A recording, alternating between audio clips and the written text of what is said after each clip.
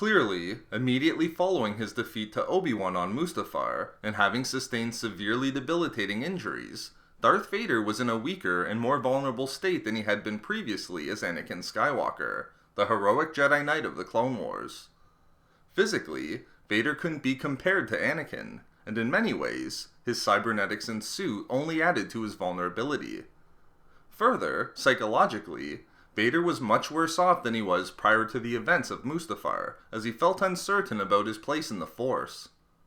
But did Palpatine prey upon and intentionally further Vader's physical and psychological weaknesses after his fall to the dark side? In this video expose, I will explain whether Palpatine intentionally kept Darth Vader weak and vulnerable as the Dark Lord's Sith apprentice.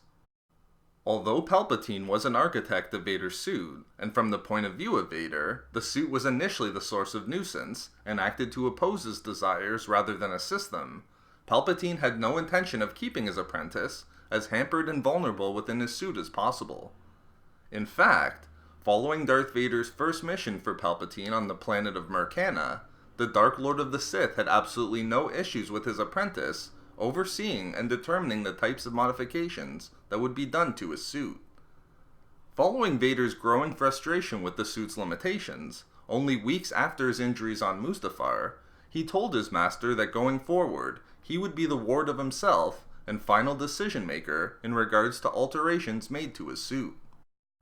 Palpatine's response to Vader's demands were supportive, and really bordered on the verge of being uninterested in such a minor concern to their overall plan, as he told his apprentice that that's how it should be. It's clear from this exchange that Palpatine was not concerned that Vader would make modifications to his suit that would strengthen his abilities and be beneficial to him. At the very least, Palpatine had no intentions of keeping Vader further debilitated and weak within his suit. If Vader wanted to strengthen it with modifications, Palpatine wasn't going to stand in his way. Of course, this isn't to say that Palpatine wasn't aware of the fact that Vader could be subdued and killed merely by a blast of Force lightning, as he did acknowledge this reality to his apprentice early in his training. But we can say that Palpatine did not intentionally keep Vader weak and vulnerable by preventing him from upgrading his cybernetics. But more importantly, there's clear evidence that Palpatine went even further. Not only did he not intentionally try to keep Vader weak, he did just the opposite, and tried to ensure that Vader tapped into the full power of the dark side, and rehabilitated him to reach his full potential, the opposite of keeping him weak and vulnerable. There were two primary drivers for why Palpatine couldn't afford to keep Vader weak. First, he needed his apprentice to be as strong in the dark side as possible, so that they could both unlock the mysteries of the dark side, including the secret of immortality, and rule the galaxy for 10,000 years. And second, Darth Bane's rule of two demanded that for Palpatine's role as master to be legitimate, he must have a powerful apprentice who sought to overthrow him and take his place. In regards to the first point, Palpatine was clearly concerned that Vader would die following his defeat to Obi-Wan on Mustafar. If such a reality was borne out, Vader's death would have been a significant blow to him. What Palpatine sought more than anything in bringing Vader to the dark side as his apprentice was his power in the Force. He understood that Vader could not be replaced in this regard, not just because of his potential with the Force, but because he would never find another apprentice who'd been created by the Force itself to restore balance. Palpatine recognized that a more powerful apprentice would never be found, and if one was to be created, Palpatine would have had to learn how to compel the midichlorians to do his bidding, which was clearly no easy task. It was Vader's power in the Force and his unique relationship to it that Palpatine wanted, and therefore, it would have made no sense to ensure that his apprentice was weak and vulnerable, when his true goal called for the two of them to ultimately unlock the secrets of the dark side, live eternally, and rule the galaxy for 10,000 years.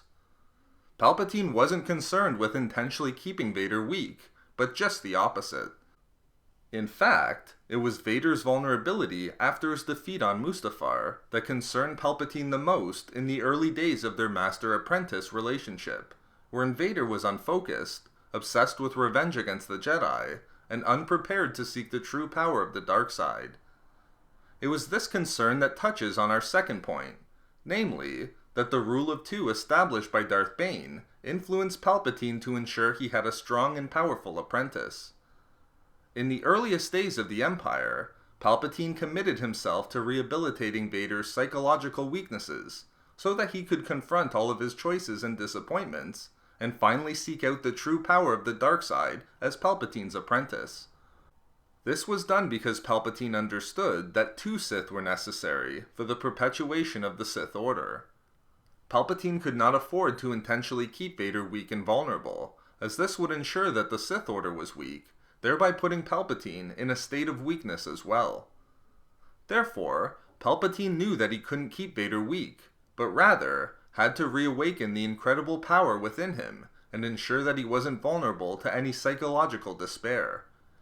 Incredibly, and most importantly as well, Palpatine recognized that in doing this, in leading Vader down a path of power and strength, and not one of weakness and vulnerability, he was putting himself in peril, and did so at the expense of himself, as one day Vader would ultimately rise to challenge him.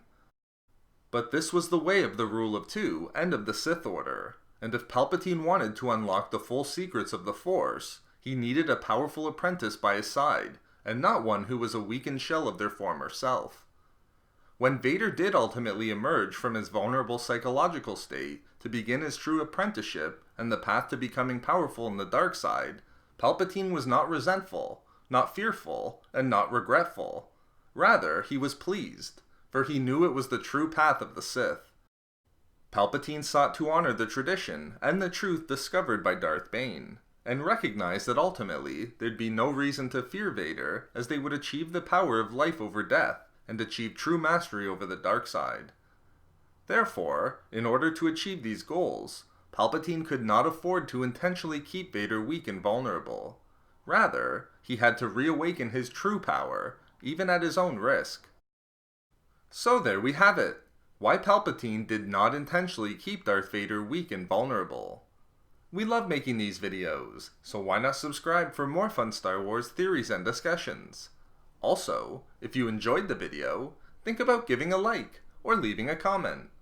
If not for me, for rising to the challenge.